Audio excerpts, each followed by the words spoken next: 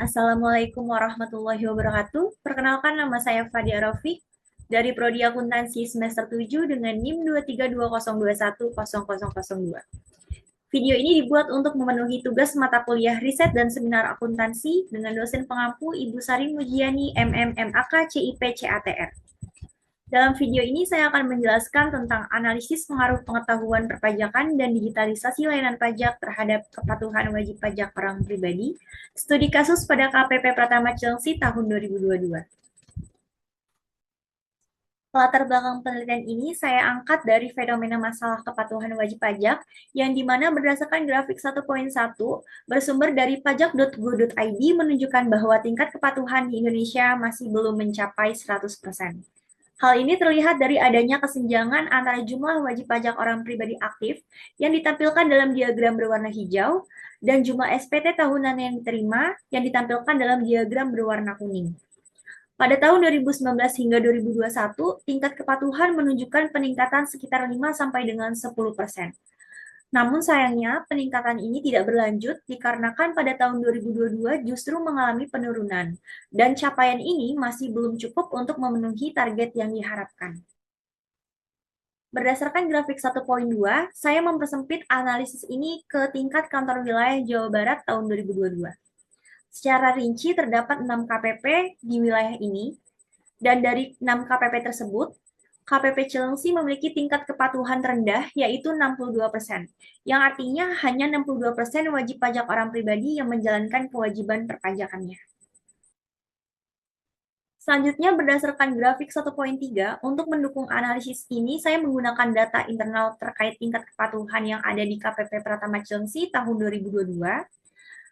Dapat dilihat dari grafik ini, tingkat kepatuhan di KPP Cilengsi tahun 2019 hingga 2022 mengalami fluktuasi. Jumlah wajib pajak orang pribadi terdaftar yang ditampilkan pada diagram berwarna biru mengalami peningkatan setiap tahunnya. Namun, kenaikan ini tidak diikuti oleh peningkatan tingkat kepatuhan. Hal ini terjadi karena tidak semua wajib pajak orang pribadi terdaftar bersifat aktif.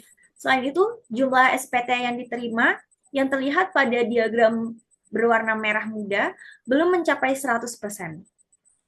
Kondisi ini menunjukkan perlunya upaya lebih lanjut untuk meningkatkan kepatuhan wajib pajak di wilayah tersebut. Berdasarkan fenomena, saya menemukan adanya research gap terkait faktor-faktor yang mempengaruhi tingkat kepatuhan wajib pajak, yaitu salah satunya adalah pengetahuan perpajakan. Berdasarkan penelitian yang telah dilakukan oleh Nur Hayati dan Hidayat tahun 2024 menunjukkan bahwa pengetahuan perpajakan berpengaruh positif terhadap kepatuhan wajib pajak. Namun berbeda dengan hasil penelitian Gunarso tahun 2024 yang menyatakan bahwa pengetahuan perpajakan tidak berpengaruh terhadap kepatuhan wajib pajak. Hal ini dikarenakan penyampaian materi pajak yang belum maksimal, rendahnya penerimaan pengetahuan pajak, dan kurangnya kesadaran serta rasa tanggung jawab wajib pajak. Selanjutnya, faktor yang kedua adalah digitalisasi layanan pajak. Berdasarkan penelitian Mufarokah tahun 2024 menunjukkan bahwa digitalisasi layanan pajak berpengaruh positif terhadap kepatuhan wajib pajak orang pribadi. Namun, berbeda dengan hasil penelitian yang dilakukan oleh Reningsi tahun 2024 yang menyatakan bahwa digitalisasi layanan pajak tidak berpengaruh terhadap kepatuhan wajib pajak. Hal ini dikarenakan sistem digital sering dianggap rumit oleh wajib pajak awam, sehingga masih banyak wajib pajak tetap bergantung pada layanan manual yang ada pada KPP. Selanjutnya, terdapat rumusan masalah yang ada pada penelitian ini, yaitu apakah pengetahuan perpajakan dan digitalisasi layanan pajak berpengaruh terhadap kepatuhan wajib pajak orang pribadi. Dan adapun tujuan dari penelitian ini yaitu untuk mengetahui dan menganalisis pengaruh pengetahuan perpajakan serta digitalisasi layanan pajak terhadap kepatuhan wajib pajak orang pribadi. Selanjutnya, tinjauan teori. Yang pertama, Theory of Planned Behavior ini saya kutip dalam buku Alim Budiono tahun 2019. Teori ini dikemukakan oleh Adzen tahun 1991, dan dalam teori ini, perilaku seseorang tidak hanya dipengaruhi oleh niat, tetapi juga oleh faktor-faktor lainnya. Yang pertama, yaitu attitude toward the behavior, di mana jika wajib pajak menganggap kewajiban perpajakan adalah hal yang penting dan positif, maka mereka akan lebih cenderung untuk patuh. Yang kedua yaitu subjective norms, di mana jika wajib pajak merasa bahwa orang-orang penting di sekitar mereka mendukung kewajiban perpajakan, maka mereka akan termotivasi untuk melapor serta membayarkan pajaknya dengan tepat waktu.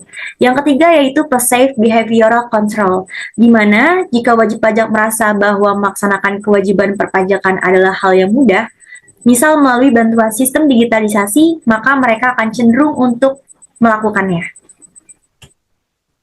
Yang kedua, yaitu kepatuhan wajib pajak. Saya mengacu pada teori yang dikutip dari buku Rahayu tahun 2020. Dalam buku ini dijelaskan bahwa kepatuhan wajib pajak adalah ketaatan dalam melaksanakan hak dan kewajiban perpajakannya, mencakup pemenuhan kewajiban dalam melaporkan serta membayarkan pajaknya secara tepat waktu. Yang ketiga yaitu pengetahuan perpajakan. Saya mengacu pada teori yang dikutip dari buku Rahayu tahun 2017, dan dalam buku ini dijelaskan bahwa pengetahuan pajak adalah pengetahuan untuk melaksanakan administrasi perpajakan seperti menghitung pajak berutang, mengisi dan melaporkan SPT tahunan, serta memahami ketentuan penagihan pajak dan hal lainnya terkait kewajiban perpajakan. Yang keempat yaitu digitalisasi layanan pajak. Saya mengacu pada teori yang dikutip dari buku Zain dan Septiani tahun 2024, dan dalam buku ini dijelaskan bahwa digitalisasi layanan pajak merupakan transformasi sistem administrasi perpajakan dari proses manual ke sistem digital dengan memanfaatkan teknologi yang andal dan terkini. Selanjutnya, terdapat tinjauan hasil penelitian terdahulu. Variabel pertama yaitu pengetahuan perpajakan. Dalam beberapa penelitian menunjukkan bahwa pengetahuan perpajakan berpengaruh positif terhadap kepatuhan wajib pajak. Di antaranya penelitian yang dilakukan oleh Sherlinda dan Hermayat 2023, serta Setiadi dan Fauzia 2023. Namun berbeda dengan hasil penelitian yang dilakukan oleh Anissa dan Firmat 2023, Rizma dan Nyimas 2022, serta Wulandari 2023, yang menyatakan bahwa pengetahuan perpajakan tidak berpengaruh terhadap kepatuhan wajib pajak. Variabel kedua adalah digitalisasi layanan pajak. Dalam beberapa penelitian menunjukkan bahwa digitalisasi layanan pajak berpengaruh positif terhadap kepatuhan wajib pajak. Di antaranya penelitian yang dilakukan oleh Saidatul, Khalid, dan Umi 2024, serta Rezi dan Rani 2023. Namun, adapun perbedaan hasil penelitian yang dilakukan oleh Elma dan Anik 2024, Dwi Krisantina dan Noni 2024, serta Rida Ristiana, Ana, dan Rida Indriani 2023, yang menyatakan bahwa digitalisasi layanan pajak tidak berpengaruh terhadap kepatuhan wajib pajak. Selanjutnya, terdapat kerangka pemikiran. Kerangka pemikiran ini disusun untuk menjelaskan bagaimana hubungan antara pengetahuan perpajakan dan digitalisasi layanan pajak terhadap kepatuhan wajib pajak orang pribadi. Berdasarkan kerangka pemikiran, maka hipotesis pertama dalam penelitian ini menyatakan bahwa pengetahuan perpajakan berpengaruh positif terhadap kepatuhan wajib pajak orang pribadi. Dapat diketahui bahwa pengetahuan perpajakan merupakan pengetahuan terkait administrasi perpajakan sebagai acuan wajib pajak dalam menjalankan kewajibannya. Jadi, semakin tinggi pengetahuan pajak yang dimiliki, maka ini akan membantu untuk meningkatkan kepatuhan. Hipotesis kedua juga menyatakan bahwa digitalisasi layanan pajak berpengaruh positif terhadap kepatuhan wajib pajak orang pribadi. Dapat diketahui bahwa digitalisasi layanan pajak ini merupakan sistem layanan pajak yang berbasis teknologi untuk memudahkan wajib pajak dalam menjalankan kewajiban perpajakannya. Jadi, semakin tinggi tingkat kualitas layanan pajak yang disediakan, maka akan semakin tinggi pula kesediaan wajib pajak untuk patuh. Selanjutnya, terdapat metode penelitian. Yang pertama, untuk masing-masing variabel yang ada pada penelitian ini diukur dengan 5 indikator pernyataan.